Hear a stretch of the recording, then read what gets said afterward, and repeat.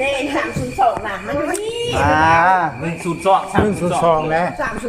302 นอนทีเลยแล้วตีแล้วนอน 102ไปทีเลยไปต่ออยู่ว่านอนสลงเมียเลยนอนแล้วตื่นย้อนนอนโทรเลยเจ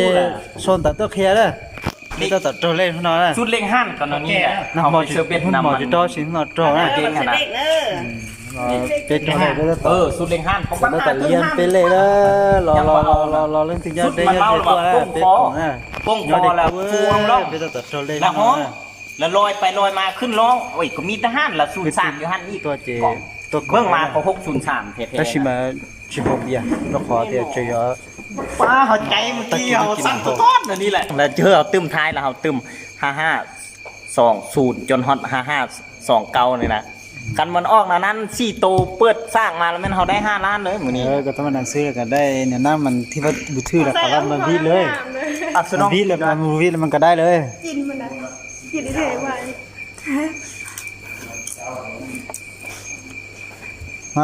มาอีสาเลยหลังเตะอีตาคนถึงเลย102อ่ะ102ครับ1ใช่ป่ะ เฮาบ่สนนะจีตึกทางจักโตทางนั้นเฮาฮู้แต่ว่า02เรา ทายถงไปทายถงมามันเลขเสีย โอ้เฮาขึ้นว่าเชียร์แท้ก็เราตอนเฮาไปเอาเงินนำอีพันเฮาเมียนอยู่อันยินทรัพย์อันตู้เฮาหั่นนะ บอกว่าอยู่พ้นนี่เห็นมี เฮาคันเสียก็ซ้ำมาเสียเงิน600,000แต่ก็ นี่ ได้แต่20,000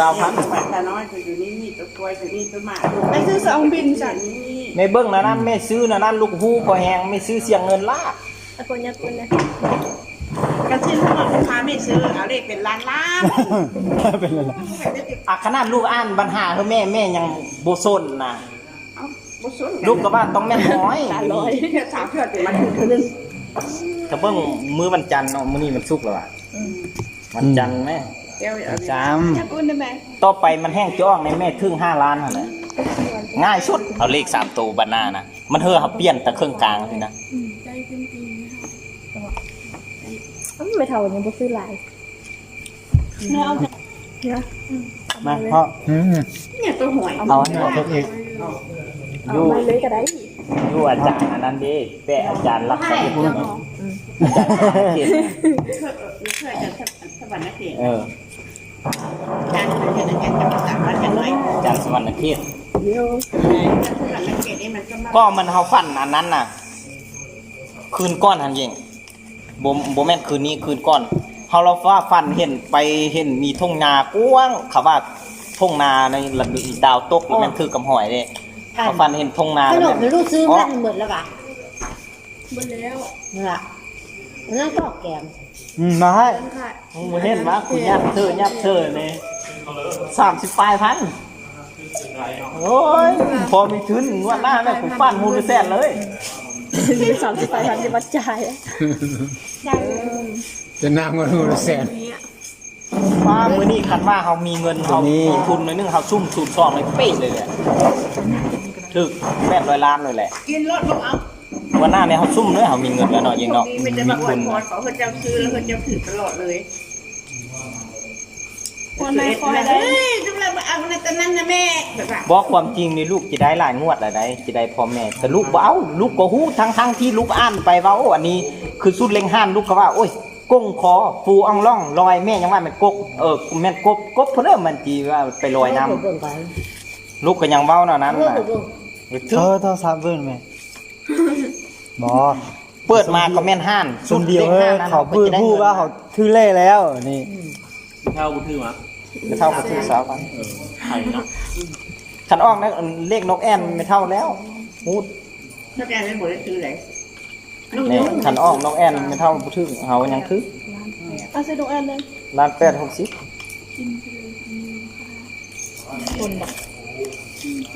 ขายเยอะเขา50ล้านแม่โอนคืนเขาแม่ แล้วแม่จะเปิดแล้วแม่แม่เชิญนางเงินนะ แม่เห็นบอลชุดกัน แม่เลขเขาปิ้นแล้วเป็นอย่างว่าเอานางสาวมาหับเงินเมื่อเนอะเงินตอนนั้นเงินย้อนหรือเงินพวกเขาซื้อจ้าง เขามีแนวได้จุแม่เลขกันมาเขาได้เงินแต่ละมือได้เนาะยิงเนาะค่าเขามาปิ้นอะไรแล้ววันนี้คืออาทิตย์นี้เนาะ ลูกได้ไป2เทื่อนางมือไปเทื่อเดียวอาทิตย์หน้านางมือ2ลูกเทื่อเดียวนั่นเปลี่ยนกันแล้วนั้นแหละจู่ไปปิ้นจู่นางสาวนะ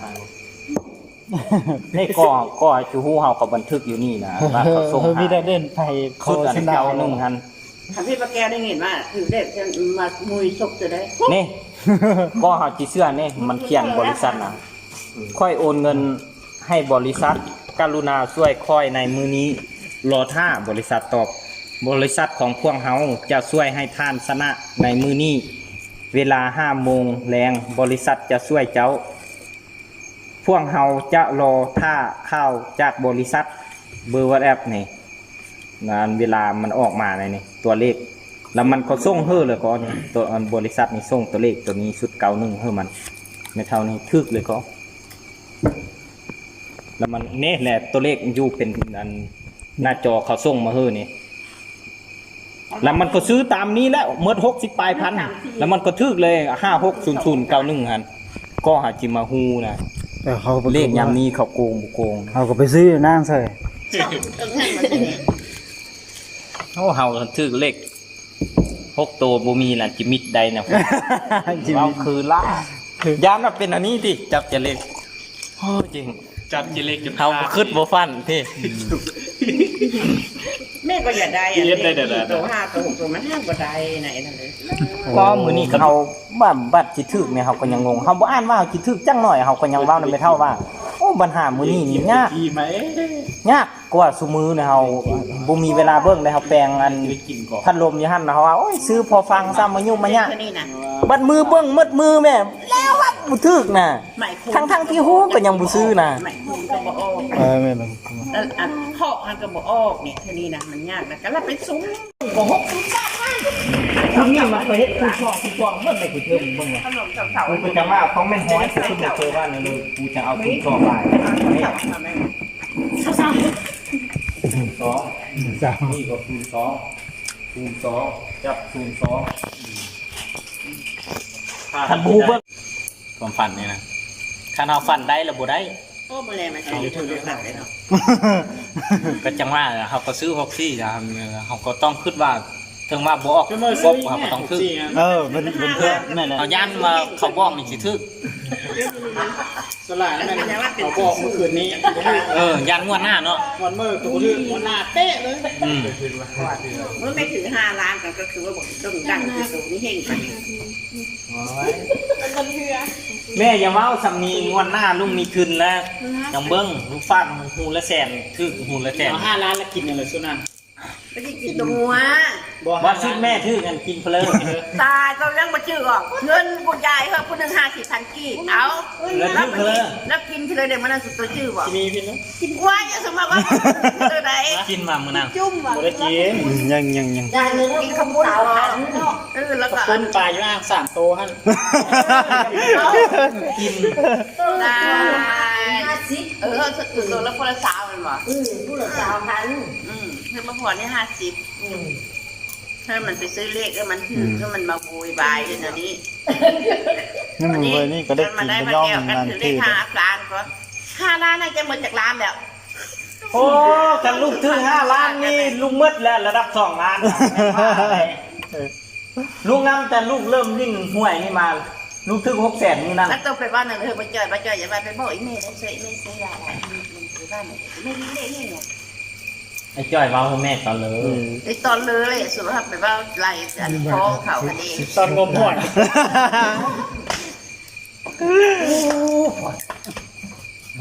บทได้สุดตัวพากันเฮ็ดอะไรนั่นก่อนจะได้เงินซดเงินย่างไปย่าง เราลมได้แล้วลมหยั่งได้แล้ว เราลงเงิน นี่เบิ่งคือไม่ห้าง บ้าไม่ได้หยั่งนี่กันเลยดีได้เถอะ อันบอล